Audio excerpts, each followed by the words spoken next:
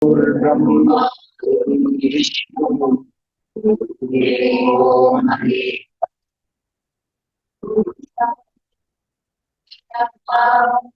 Tatri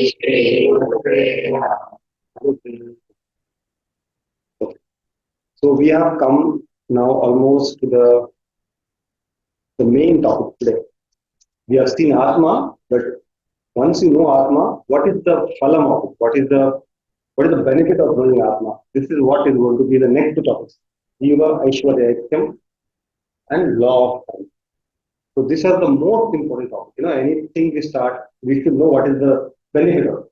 So there is benefit of even knowing Atma, even such a dry topic like Atma, Anatma. But today's topic and next class are the most wonderful classes which will help us in our regular daily life.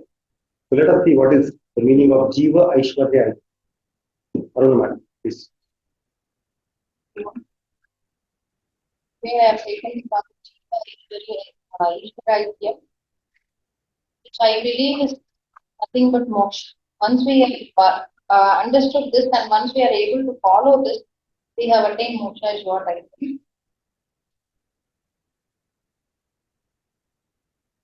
So, Jiva, actually, Atma, we know it's Ekam, because it is the only one, and it is the entire thing. And here we have Jiva, Paramatma, Ekyam. Jeevatma is Atma, the Chaitanyam is only Ekam. Atma is expressing through matter. When Atma is functioning through individual matter called Shariratriyam, then this consciousness gets the name Jeevatma. If it is from one person, it is Jeevatma. When the very same consciousness is functioning behind the total matter, the very same Atma is called parmatma. So the name of Atma differs only from the point of medium through which it functions. So here when the anatma medium is removed, then we don't have it as jeevatma or parmatma, it is only atma. So atma functioning behind the body is called jeevatma. Atma which is functioning behind the entire universe is called parmatma. So we can see jeevatma and parmatma are one and the same.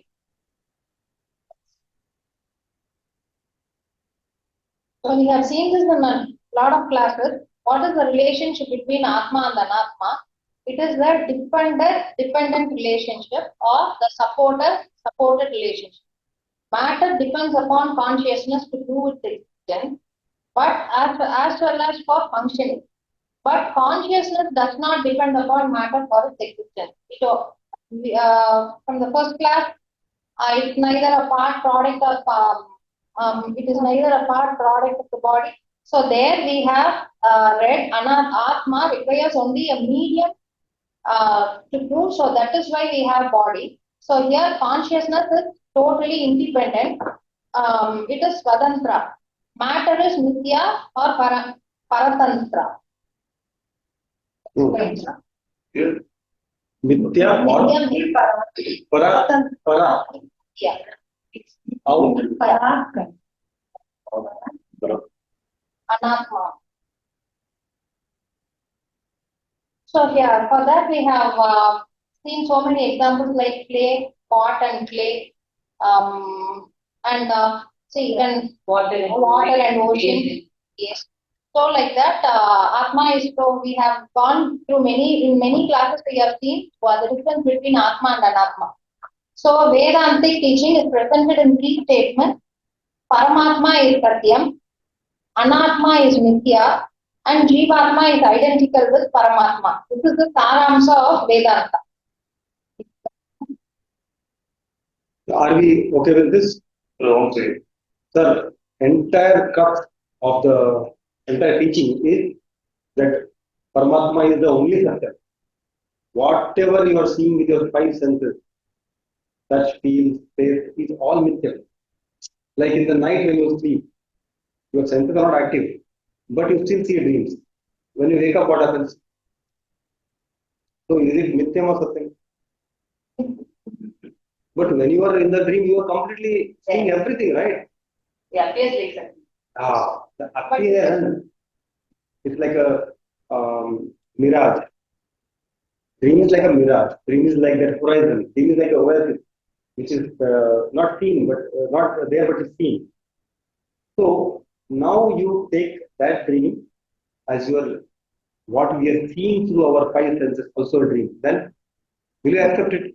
That's the problem, right? Till the dream it was okay, because all will accept it. What happens? Why don't you accept that this is also mithya? Because it is very palpable. You can see the same color of Sachin's dress as you can. So when you are relating with two different mediums, but still you can see that medium, then it cannot be said mithya. That is the only trouble for us. That's why parmatma is the only satyam when we say, and all other things is mithya. It's very difficult, and that's where the scripture says, no, it's difficult in the beginning. As you study well, as you assimilate the knowledge, apply it. Shravanam is one thing, then mananam, then nididhyasa. Don't you try this with your kids? We expect that one word and they should do that. This is not Ramaraja, where Rama listened and went. You do Shravanam, he has to do Shravanam. Then you have to do repeated telling. Then he has to really come up with his idea. No, this is what I will do. And you have to accept it. Repeatedly, this discussion one day will lead to knowledge to him and then he will act. Nididhyasana will come later. We are the children of Bhagavad Gita. It cannot come that today I will, Bhagavad Gita says, Hare Arjuna, you are the person who battled with Shiva also. You have won so many battles and you are going away from the real battlefield. What are you doing? So we are the students like Arjuna. So it will take time. And that's why so many classes we are doing, 700 slokas. So we are doing first trust. So the crux is that Satyam is only Bhagavan or consciousness or Parmatma. Everything else is asatya or mithya. That is the crux. And jeevatma is as identical to Parmatma. That will be the examples. Gold bangles, water in the waves are equal to water in the sea. The space inside the pot is equal to space outside the pot. These are the example, classical examples, right? Okay, then if you understood this, we are moving forward. So this knowledge is called Jnana Yoga. How can Jnana Yoga, how can we reach that stage? It has three stages. First stage is Shravanam, where we listen. Second stage is Mananam, where it's a reflection. We just think over it. We just ask questions. Nididhyasanam is contemplation. We understand. SMN, remember this. Some things we have to just remember by SMN, Port, PORT. What is port? Position. When position is there, you have obligation. When you are a HOD or when you are something, obligation for a position. Then R means it will relate to other things, relation. Whenever relation, transaction will happen. And whenever all this is there, samsara means you are already in this whirlpool. Okay. So no port, and then we will start special trades. No special trade and SMN. Why? Everything is SMN. If you have not understood anything, go and read. Go and listen to the class. Go and listen to Guruji. Once you understood, that doesn't stop there. Think, contemplate. Contemplation is the most important, right? That can happen only through lot of upasana. Upasana means tapasya. Original time, 1000 years they will do tapasya. Original means very old Satyuga. 1000 years tapasya. And you know that Maharishi, if they say something like they get angry and they do sharp, it will be true. That Sagar Putra, they were all killed in one eye was open. But you know what happens to that 1000 years tapasya? It just goes away. So you have to start again. Don't you feel it is related to us also? You might be calm, cool, you might be very good. One word and your tapasya is gone. Isn't it true? We don't have 1,000 years. We only live for 100 years. So tapacharya, upasana, mananam will happen there. Finally, after all the falsehood, nididhyasana. We have to work for it. We have to work for it. Jnani, you said jnanam will come now. Knowledge has come after. Jeevatma, parmatma, Ekyam. God is there within me as similar as it is outside.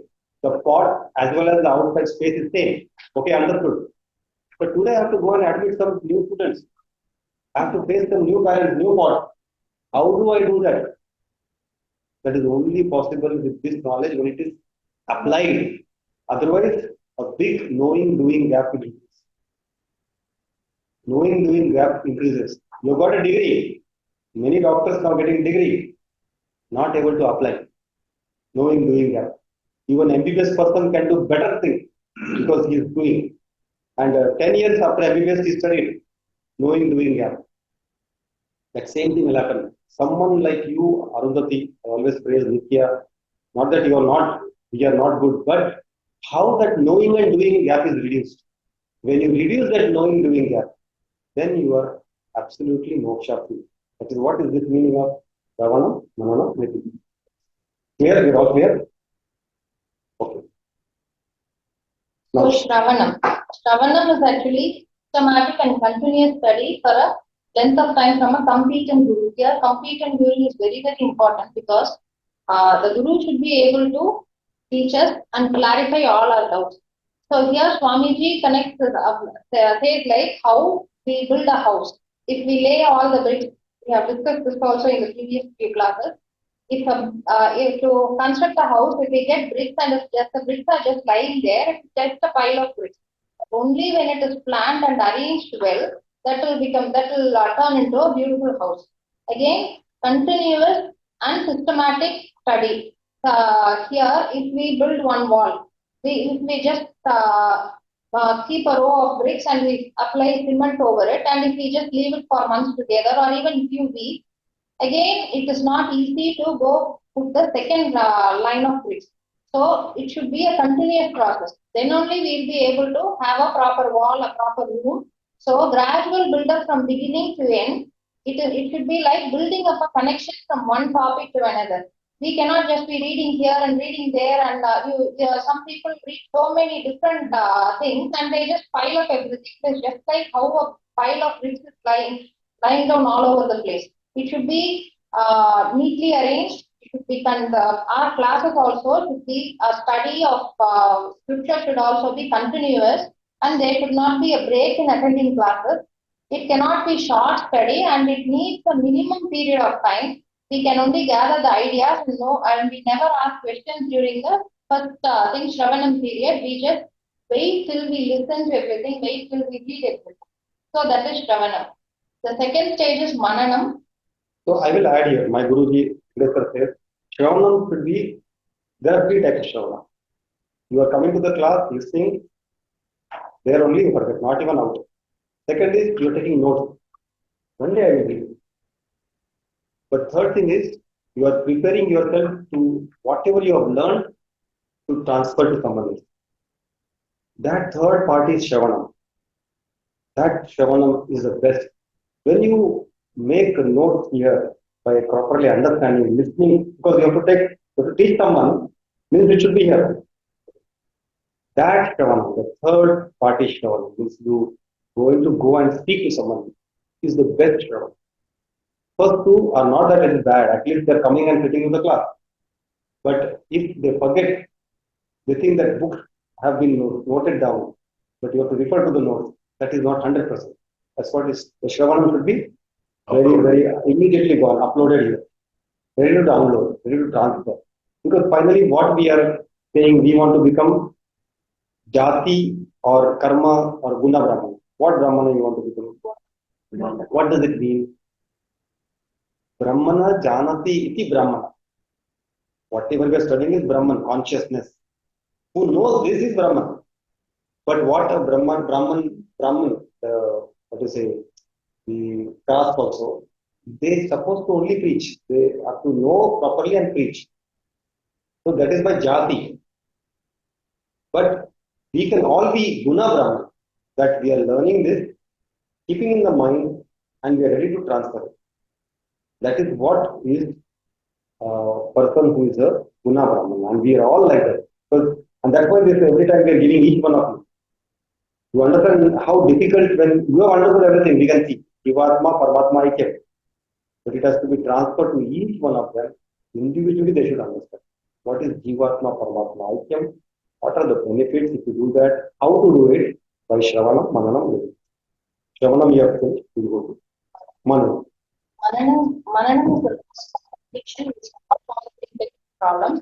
When we connect one topic with another, we'll have a lot of doubts. And then we start asking questions to understand the topic. And all those any questions can be a competent guru will be able to answer all of it. Here, it is like a garland. It could be finally like during Mananam, it is like we would have learned so many things during the first process of Shravanam. All those process, all those learning should be connected properly. And once only when we read it separately, we won't have that many doubts. But once when we start connecting everything, we will have so many doubts, and that doubts sometimes by help by our own assessment, but most probably under the guidance of a competent guru, we'll be able to and we'll be able to solve all our problems. That process is called the process of asking questions, questioning ourselves till we don't have any other doubt. That is the process of Mananam. And actually, Vedanta here, Swamiji says Vedanta is not a faith, it is not some belief, it is the Vedanta is knowledge.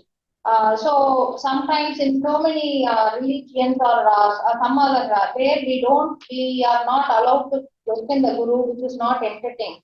But in Vedanta, when we have doubts, it can be asked to the Guru, and the Guru will clarify that.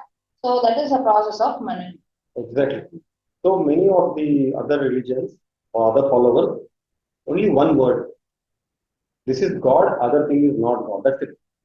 If other thing you are believing, then you are not part of this community. But our parampara is Shastra, which is taught by competent guru with question answer. If you see Upanishad, even Bhagavad Gita is condensed Upanishad. Sarvo Upanishado Gavo Dokta Gopalananda. So all Upanishad condensed like a milk form and given to the staff, digested very well and given, digestive way by Narayana. But in the question answer form. See, every question leads to one chapter, right? Upanishad also, any Upanishad you take, it is question answers between wife or husband, or between a student to teacher, or the son to father, or a king to minister, something like that. So there is scope for having doubts and clearing the doubts. But now you understand one thing. Don't just have doubts.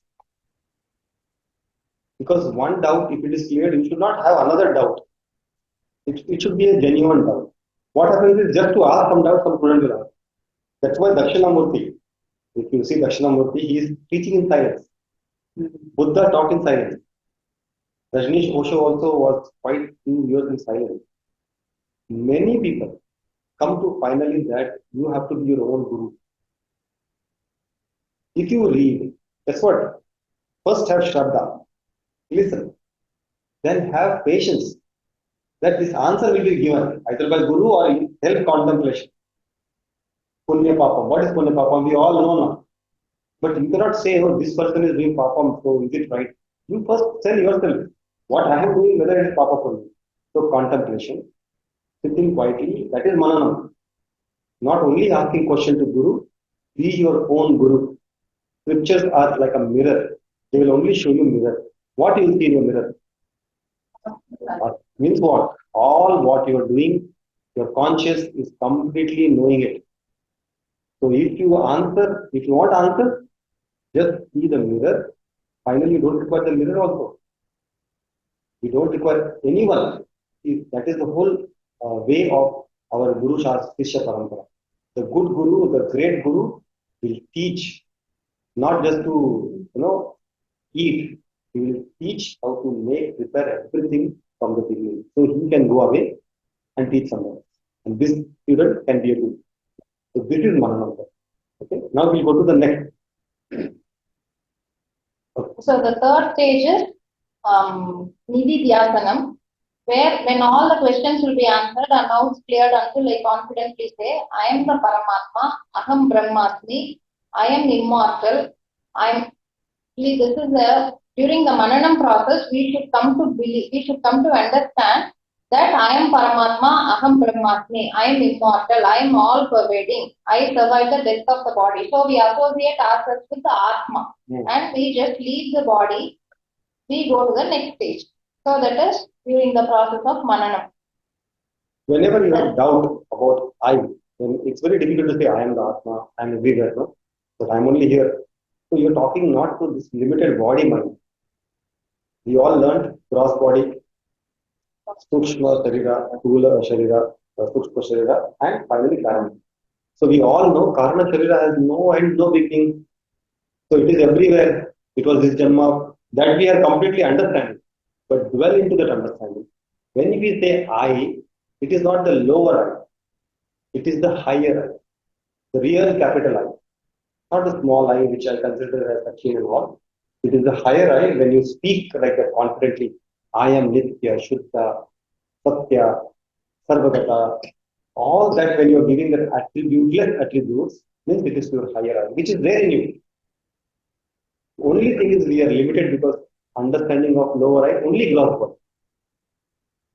Gross body has a time of beginning and time of death. Sukshma Sharira also has from the beginning and pralaya is there. But you always relate, go in.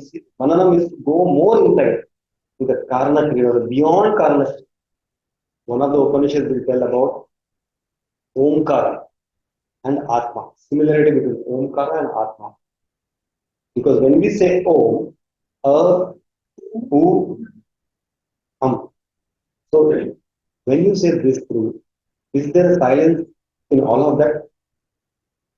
Because we stop, remember, we say this and stop. What we hear after there is a transcendental through and through one silence. Based on that only is there. Similarly, Sukshma Sharira, Sthula Sharira, and Karana Sharira is based on parmatma or jeevatma within us, a consciousness principle. Once you are claiming that, then you are everywhere. You are in Ma, you are in the three lokas, you are in Jagrut, Swapna, and Sushupti Avastha. You are before the death. It is one of the shloka I remember in second chapter. That why are you crying, Arjuna? None of these people were there, not really there, like that, too negative. So it is to tell not Arjuna the cross body, the Dharana Sharira beyond that. The silence between Uma, the thread, the string in the garland, that thing if you start seeing, which is invisible, but still within you, always within you. Within you means not just this body, it is everywhere. Then you say, you will claim, I am that. Okay? Sorry to tell this stress this, but this is a very important topic. Now we go to Nididhyasana. So nididhyasanam is the third stage where now we know Aham Brahmasmi everything. But overcoming that emotional weakness and gaining intellectual knowledge and conversion of intellectual knowledge into emotional strength. Once it is here, again we have to think over. Another one saying is by Swamiji, like, oh God, give me the wisdom, give me the strength to accept the choiceless situation. Give me the will to change the situations where you are speaking, and give me the knowledge to know what can be changed and what cannot be changed. Yes. So here, one situation is choiceless situation which we have to accept. Here, Swamiji says like when we are diagnosed with some disease or something, there is no point in crying over or thinking about it, regretting, shouting, or listening, brooding over it. So we have to accept the situation. The second situation is choiceful situation, which can be changed or which can be improved. So strengthening the emotional mind, that mind should say, I accept the situation if it is choiceless. The mind should become resilient. Worrying over the choiceless becomes an obstacle in improving the choiceful. when our mind is not able to accept the choiceless situation, it will be like we won't be able to take decisions when needed, when we have choices, the right decision. So choiceless situation is accepted, and I learn to forget it and move on. I have removed. So about this gaining jnana, first thing is I have removed my doubts through intellectual level is mananam. I have removed my emotional weakness is through nididhyasana. This is called assimilated knowledge or jnana nishta. Jnana Nishta, you understood? It is like first step, or maybe the one but last step to be jnani, getting a ticket to go to the moksha path. Without this jnana nishta, not possible. You might be intellectually very, very competent, but emotionally disturbed person cannot enter the moksha. Very simple. So IQ should be equal or lesser than EQ. So most of us, our problem is we have very knowledge, but emotional quotient is little low. You can see the bosses, the very higher the bosses, the emotional quotient is low. The sleeper will be very happy because his EQ is nothing affects. I have to have my bread, not much than that. The boss will be totally, why didn't you sleep there? Why didn't you clean there? People emotional question. We think he's mad, but he is balanced. Until unless he goes and shouts there at home. But at least what I see is the higher we have the chair, because of our so much responsibility or power, our emotional question goes low. Why not we strengthen it also? That is what is all understanding. If we do that, we have taken the ticket to moksha, that is jnana nishta. And that's why Nidhi Dhyasanam comes in play, because we have to practice every day. You know, T20 World Cup we have won, but it is not because we have failed so many times, right? It took 17 years, they say. I don't know exactly. So World Cup title to take 17 years is so many times, 3 times they will take. What does it mean? Every day we will fail. That doesn't mean we should not again start this journey. Please, we know it, apply it. You might fail initially, many times, then slowly the reduction will be there. The failure will be less, chances of success will be more. One day only success. Your EQ will be so high, nothing disturbs you. You will say, what? It happened like this? What? So, I will go ahead. That is the understanding of this. So here, actually, the food we eat is something, the benefits we gain from reading or shravanam is just like the food we eat. More than that, after digestion, the energy we get is like that is the true that is more beneficial. So here Swamiji compares that to that assimilated knowledge compared to mananam and nididhyas. So that is only when we complete the 3 stages, it will be very useful to us.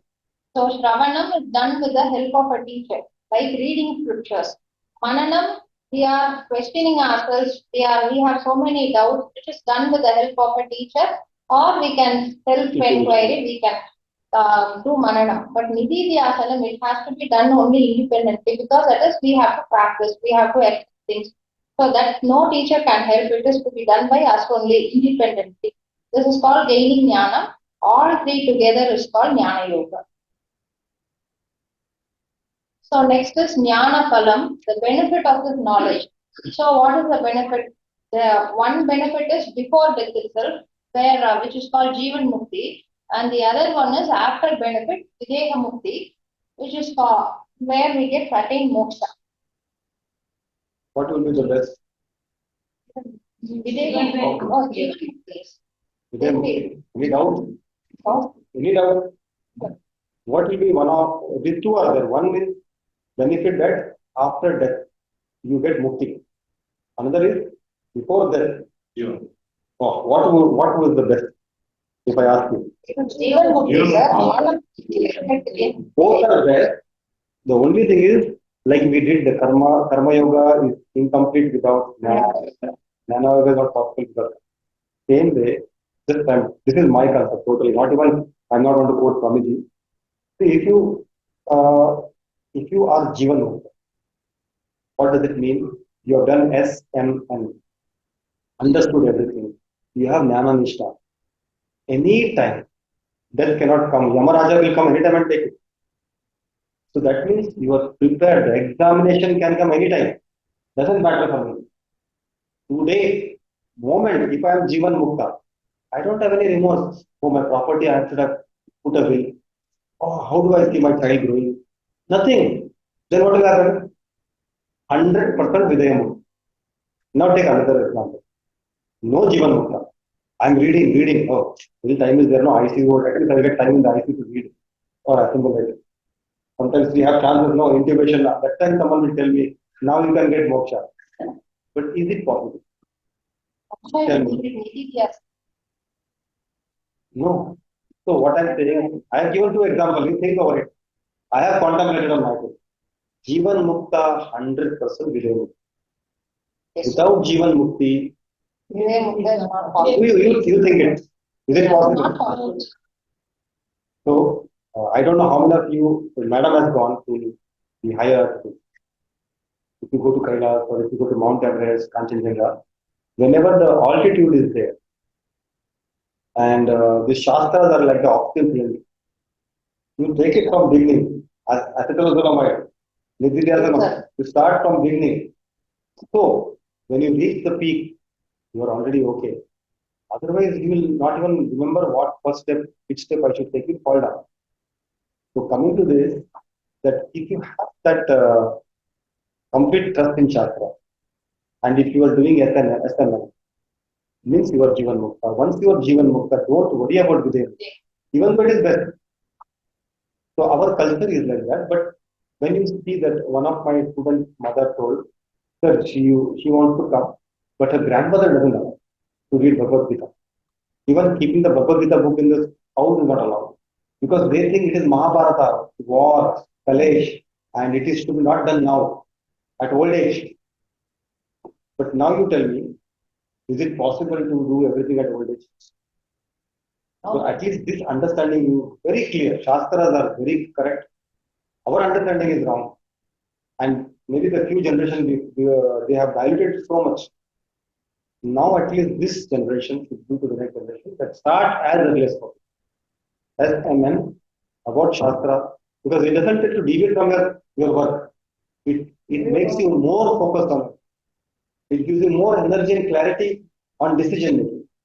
And accepting, as Madam said, whatever I can change, I will change. And I'll accept what I can't change. This wisdom you will get.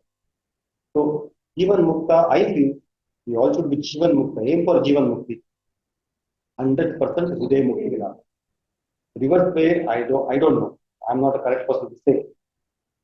Okay? Now we go to the next. So Jeevan Mukti is the phalam that we enjoy at the mental level in various forms. It is purely only mental level, not physical level. So it will be like I am present and absence of things will not affect me. I am emotionally or psychologically an independent person. There are so many species, even day-to-day life, even we feel like when we lose somebody in the family, we feel like we are very much emotionally attached and some people are like, oh God, why did this happen to me? So here, this jnanam gives me independence from all setup. So here Swamiji says, setup is the reverse of upset. So we just once when we gain this knowledge, it gives us independence from loneliness. Independence is the greatest benefit of Jeevan. That is the first. Yes. Then second benefit is sense of fulfillment, purnatvam. I am Atma, Satchit Ananda Swarupa. I am happy by myself. Nobody can reject me. Sometimes, so many times, when even when we go for some functions or sometimes the person might ignore us or the person might not have even noticed us, but we feel so upset and we feel like nobody, we were isolated or targeted or whatnot. So nobody can reject me because I am all pervading. So all this is possible only when we connect I to not the physical body but to our consciousness. So sense of isolation, sense of rejection, sense of limitation goes away. I, the Atma, cannot be rejected by anyone. We get purnatvam, wholeness. Third benefit is samatvam. Samatvam is the emotional strength to face ups and downs. So here Swamiji says once when if we are traveling on a road, if it is full of potholes, if we have a good car, we just have if we have a car with good shock absorbers, we won't feel that ups and downs that much. So like that, we have to be the shock absorbers and all the things that are beyond my control and all things are beyond my control and gives me emotional strength. So we should be jnanam is like shock absorber for us to our life, a day-to-day life. So Swadantram is independence, Poonarjanma is completeness, and Samatvam is balance of mind. When a person attains all the above, he is jeevan mukti. Jeevan mukti is freedom while living itself. So Videha Mukti is freedom from poonarjanma or rebirth. So here, what happens to an ignorant person or ajnani at the time of after death? So at the time of death of his physical body is dropped and it is separated from his atma is separated from physical body. The physical body, a body perishes, merging into the Panchabhutas. The subtle and causal body continues to exist. It goes and finds another body. So again, for next birth, it acquires another body elsewhere, and an ajnani travels to acquire another body after birth. As Shankaracharya has told, Punarapi Janaram, Punarapi Maranam, the birth and life cycle continues for them. And it is at the death, at the level of a physical body. But next slide. So next time you go near a seashore, you will have time, or someday you will go. Try to observe every wave is a physical body. And every wave which is merging is this is Ajnani, again it will come as a physical body. Then how many waves you will go? Unlimited. It is true. They say that our Sanchita karma is so huge. It fructifies once and that according to the fructification, that fruit what you want to get, you're going to get a body. That may be an animal body, human body. Generally, human body is given after a lot of cycles of death and maybe like a tsunami comes once in a while. Others are small waves. So we have to go through so many genders. One thing is sure, we are human. We've got the human birth. Now this should be our last wave into the ocean. If that conviction is there, no one can stop it. No one can stop me. No thoughts other than this will be there in the mind. Otherwise, we have a bucket list. We have to marry off someone. We have to divorce someone. We have to kill someone. We have to get killed. Something will be there. So when I tell to my kids, they are very receptive because they are seeing what is happening with their contemporary or elderly. Suicide is so common. This is a very important topic for all the education people. Suicide is so common now.